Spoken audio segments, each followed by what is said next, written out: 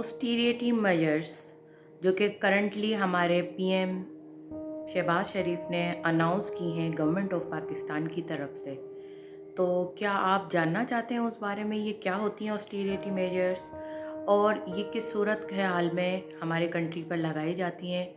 तो जानने के लिए एंड तक देखिए, आपको बहुत ज़्यादा इन्फॉर्मेटिव मालूमात हासिल होने वाली है।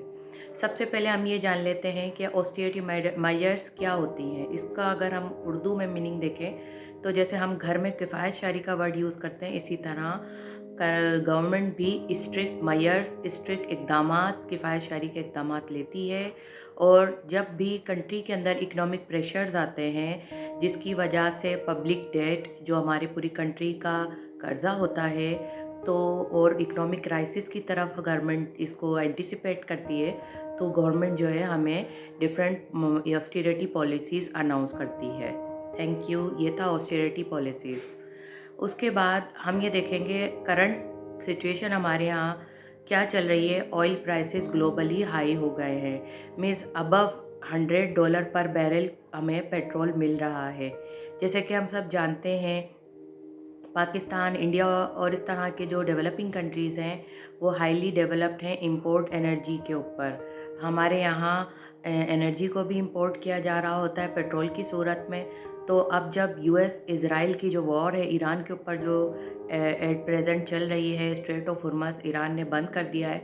वो स्ट्रेट ऑफ हुर्मस मैंने आपको बताया था, नैरो पैसेज जो वाटर होता है जो दो लार्ज वाटर बॉडीज़ को ज्वाइन करता है, ठीक है, उसको ही उसने चोक कर दिया, बंद कर दिया है। तो पेट्रोल की मसनूआत आने में बहुत प्रॉब्लम्स हो रही हैं।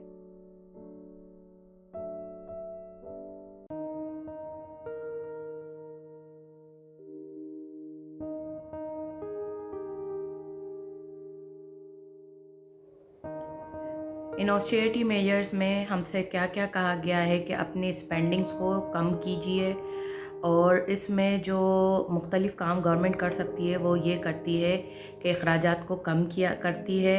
ऐसे इक़दामात लेती है जिसमें अखराजात गवर्नमेंट के और पब्लिक के कम हों, और जो है डेट यानी कर्ज़े की तरफ कम जाया जाए, बल्कि ना जाया जाए, ठीक है। इसके अलावा गवर्नमेंट जो है टैक्स भी बढ़ा देती है ताकि जो है लोग जो है उसकी तरफ अखराजात कम करें अपने, ठीक है। अभी जो हमारे पास अनाउंस किए 4 डेज़ ऑफ वीक अनाउंस किए, स्कूल क्लोजर कर दिया है, ऑनलाइन कॉलेज और यूनिवर्सिटी क्लासेस कर दी हैं।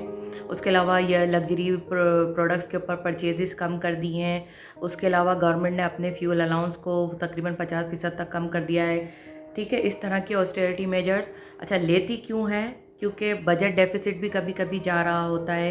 बजट डेफिसिट का मकसद क्या होता है कि स्पेंडिंग ज़्यादा हो रही होती हैं और रेवेन्यू कम हो रहा होता है, ठीक है। हमारे पास रेवेन्यू की सूरत में कलेक्ट हो रहा होता है टैक्स की सूरत में, यानी टैक्स हम लोग कम पे कर रहे होते हैं और गवर्नमेंट के जो है अखराजात हमारे ऊपर ज़्यादा लग रहे होते हैं, तो वो बजट डेफिसिट होता है। और बजट डेफिसिट को पूरा करने के लिए भी गवर्नमेंट ऑस्टेरिटी मेजर्स ले सकती है। दूसरी सूरत हाल क्या है कि पब्लिक डेट जो है इंक्रीज़ हो रही होती है। जैसे आईएमएफ और डिफरेंट इदारों से हमने कर्ज़े लिए होते हैं, अगर ये भी बढ़ रहे होते हैं तो इसको भी रिड्यूस करने के लिए, नेशनल डेट को कम करने के लिए और अपने आप को नेशनल किस लेवल का डिफ़ॉल्ट से बचाने के लिए जो है गवर्नमेंट ऑस्टेरिटी मेजर्स अनाउंस करती है। जैसे हमने प्रीवियस गवर्नमेंट्स में भी देखा था कि आईएमएफ के लोन को कंप्लीट करने के लिए या उस कर्ज़े से बचने के लिए गवर्नमेंट ने टैक्सेस को हाई कर दिए हैं, चीज़ों को महंगा कर दिया है।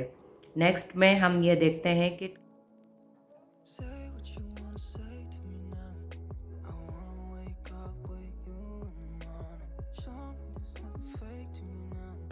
I wanna wake up with you in the morning. दो टाइप की इन्फ्लेशन हमारे पास इस वक्त सूरत हाल की वजह से सामने है। पहली है कॉस्ट पुश इन्फ्लेशन जो कि सप्लाई साइड से आती है, और दूसरी है डिमांड पुल इन्फ्लेशन।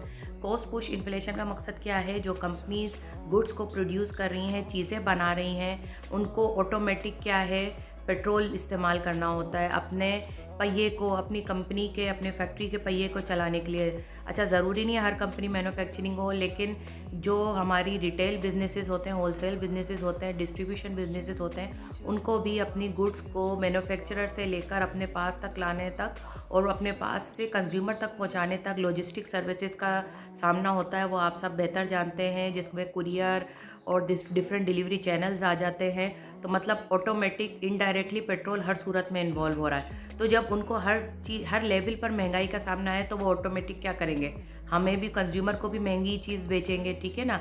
ये कहलाती है आपकी सप्लाई साइड की कॉस्ट पुश इन्फ्लेशन, ठीक है।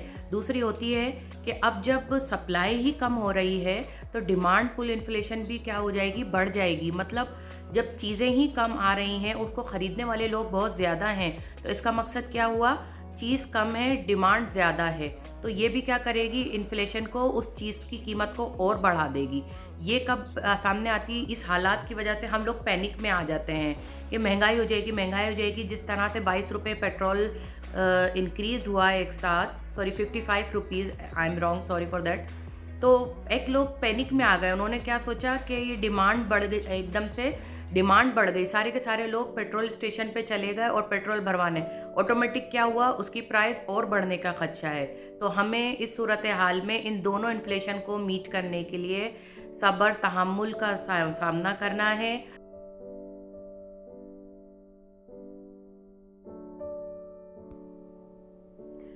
उसके अलावा इन्वेस्टमेंट के हवाले से मैं आपको बता दूं कि इस तरह की जब कंडीशंस होती हैं तो हाई वॉलेटाइलिटी होती है मार्केट में।